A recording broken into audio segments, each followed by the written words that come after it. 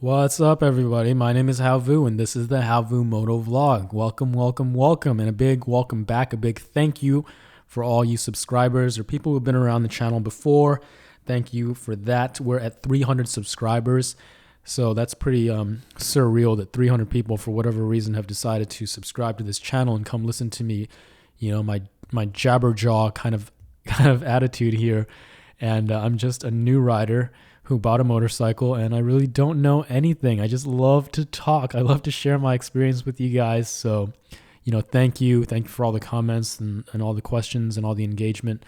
It's really cool to be a part of this community. I'm very grateful to be sharing my journey. It's also a growth process being on YouTube, making these videos and knowing that, people are going to be affected by whatever I say or impacted in some way, whether you're an experienced rider just like shaking your head at, or reminiscing on the times when you used to be a newbie that knew nothing, or, guys that don't even have a motorcycle yet and are just trying to gain experience and insights from people who are a little bit further along on that journey.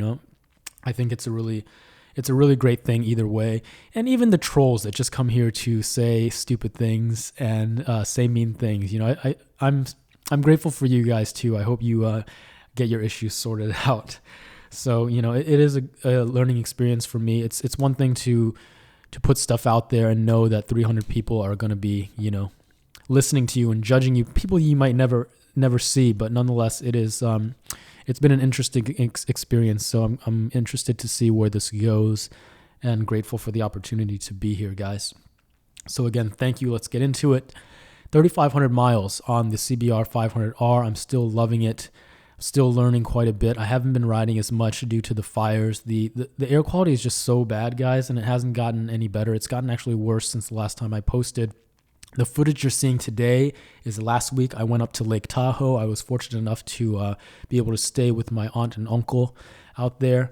They had a cabin, a lakefront cabin on a hill, just like prime real estate with, a hot tub and just the wraparound balcony. It was amazing. So the only thing that could have made it better was if the smoke and the smog was not in the air. The lake was not, it's barely visible. It looked like a horror movie. It looked like a bunch of fog. The visibility was poor. The lake was not blue.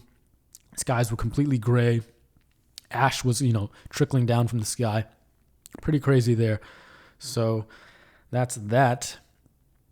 As far as riding up to Tahoe, it was a great ride up and down Tahoe. No incidents or anything like that. A lot of windy roads, so a lot of opportunity to practice coring. And not so many aggressive turns, but those really sweeping turns where you can kind of take your time with them and really just kind of, they're not as intimidating. And for me, something that I've been experimenting with lately is just my body position and just breaking down that fear. The more fear that I have, the less I'm able to learn and really be present in the moment. And it really just takes over my body. You have a different kind of posture subconsciously when you're scared versus when you're confident, right? Confident is standing tall, chest out, shoulders back, very firm, planted. And then when you're scared, you kind of cower, you kind of hunch, your shoulders kind of roll forward. And for me on the bike, it's that same thing, whatever that translates to on the bike. If I'm fearful going into the turn, that means I'm not embracing the turn. And I started trying to embrace the turn, and this is how I've been doing it. If you can imagine the windscreen, right, on the motorcycle, just being behind the windscreen, I move my body outside of that, so away from the bike. So into the turn, away from the bike. I'm almost kind of pushing the bike away from me and leaning into the turn with my body and really using my neck and my head to exaggerate that, as if I'm a giraffe or as if there was a magnet on the top of my helmet just pulling my neck out, stretching into the corner, looking into and through the turn. And that way the bike stays more upright. It feels more planted, and I'm leaning into the turn. I'm embracing the speed. I'm embracing the corner. I'm embracing the lean, and it's just made a world of difference in terms of my confidence. And I'm just feeling more in control as opposed to before, that crippling fear. It's just like, oh my God, I'm going too fast. Like whatever it is, And the same way it was like that for me snowboarding. I would be so scared of going down the hill, and it would feel so fast that I would like lean back a little bit. My center of gravity would be messed with a little bit, and just not embracing the momentum and the speed. You got to kind of embrace that. The motorcycle will provide the power and the speed, but you have to be in control. You are the general on the horse. You have to tell it where to go, and you have to really be taking charge. And for me, That's really helped going through the corners. Just like moving, just making, like leaning into it and leading the bike, if that makes any sense. And that's broken down the fear enough to where I can be a little more present and notice things, like my weight on the bike and my weight on the foot pegs, and how I'm pushing into the handlebars, and just really think about all the things that I can't really think about when I'm just too busy being scared, and that fear and that anxiety is just kind of taking over my body. So that's where I am with that. Just slowly learning, slowly getting a little bit better at this, just making tiny progress, and knowing that, there will come a day where, the fear has broken down to a level where I'm just like absolutely having a blast and just shredding up these turns. I'm looking forward to that day, and I know it will come. So, not being discouraged, not thinking about it in a negative light, not comparing myself to other riders or anything like that. It's been really good. So I paid off the bike, which is other big news for me. It's now an asset instead of a liability. I can do with it what I choose. I can sell it or trade it if I want to. And more importantly, I'm no longer paying for full coverage insurance on the bike. I'm no longer paying $150 a month. I'm now paying, get ready guys, I'm paying $8 a month now, which is so crazy. I get it. The computer algorithms, it's just a computer program that analyzes your information, and they spit out a number based on all the data that they've collected through the years. I'm not mad at that. I understand it. I'm okay with the logic of that. They see me, brand new license, first of all, and a traffic violation and a speeding ticket on my car insurance. So they know that. So the computer system says this is kind of risky.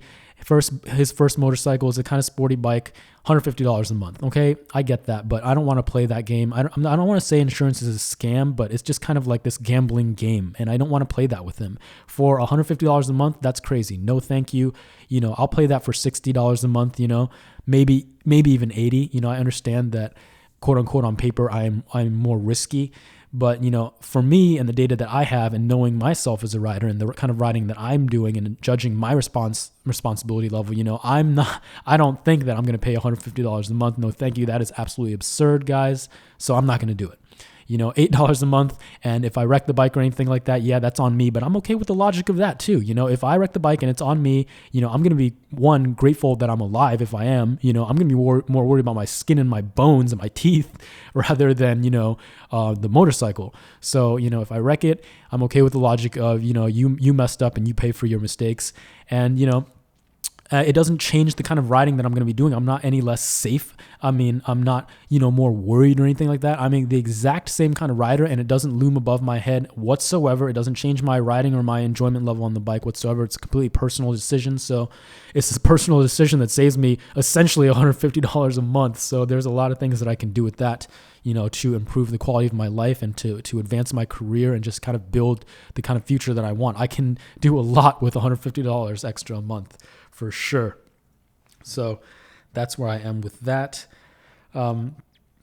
Speaking of moving forward, I do want to admit to you guys that I do have a kind of a wandering eye when it comes to motorcycles. I do browse Facebook Marketplace motorcycles at least, once a day. Not once a day. Once a day is too much. I do it about every other day or every 2 days. And I just like to see what's out there. I like to see what people are selling and, what people are asking, what kind of mods people do to their bike. It's just really interesting. Sometimes I even message the sellers and just ask them a couple questions about, how did you like the bike? What was it comfortable?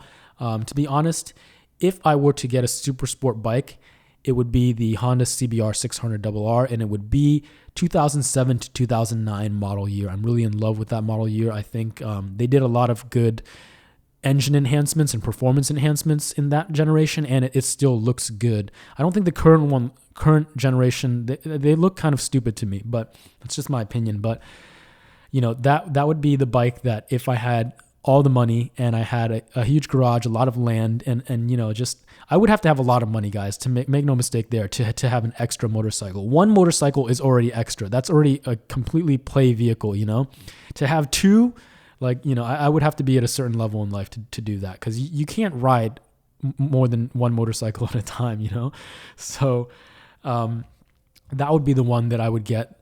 Wish list kind of, but as an everyday bike, I just know that it wouldn't work because it's just not comfortable enough to go on long trips. Everybody that I've talked to with a super sport says it sucks for long rides. Those are their words. They usually almost always say it sucks. And but it would be nice to have that power. It would be nice to have that sound, that deep menacing roar of the V4 engine, that super sport engine. It's just quite night and day difference, to be honest, from the 500. And I'm probably going to get a lot of hate for saying this, but the 500, it just sounds kind of like a weed whacker. It sounds kind of like a lawnmower. It's not that intimidating at all. And, I have the stock exhaust. I know that. And a lot of people will talk about the Yoshi or, the Kaufman Shorty exhaust. And I get that. It's probably a lot deeper and more aggressive. But at the end of the day, it still doesn't hold a candle to the sound of a V4 super sport bike. It sounds like a little baby cub, compared to a full lion's roar. Even with the full system and the Kaufman Shorty exhaust, from what it looks like, it's just like an extension of the mid pipe. I don't even really think it counts as a slip-on exhaust. It's just really just like, just look at it and know there's like nothing there. So that's what I think about that. And, I'm not interested in upgrading, it's just nice to browse and, it's nice to dream. It's like that, the super sport for me is like that girl with the dyed hair and the tattoos and the piercing, who wears the short skirts. You would never bring this girl home to mom, and it would probably never work long term, but it would be great as a fling, or as just like a one night kind of thing, That's how I look at the super sport. That's how it is for me, So it would be nice to have on the side maybe, but not the everyday thing. I'm sorry if that was a terrible analogy, but I don't want it to seem like I have a wandering eye or that I'm cheating on my CBR 500R. I love my CBR 500R. I love her for what she is, and I'm having a lot of fun with that. So, guys, that's it. That's all I really wanted to talk about today. That's all I really have. That's all I have. So 3,500 miles in, 300 subscribers, reaching the final months of 2020. So it's going to be an interesting rest of the year. Certainly looking forward to 2021, whatever that brings. Again, thank you guys if you made it this far into the video. Thank you to all my subscribers. It really means a lot. It's really crazy. So I hope everyone's staying safe. I hope everyone's staying healthy. I wish you happiness. I wish you health. I wish you never-ending joy on your motorcycle journey, wherever it may take you. Thank you so much, guys. I'll see you on the next one. Bye-bye.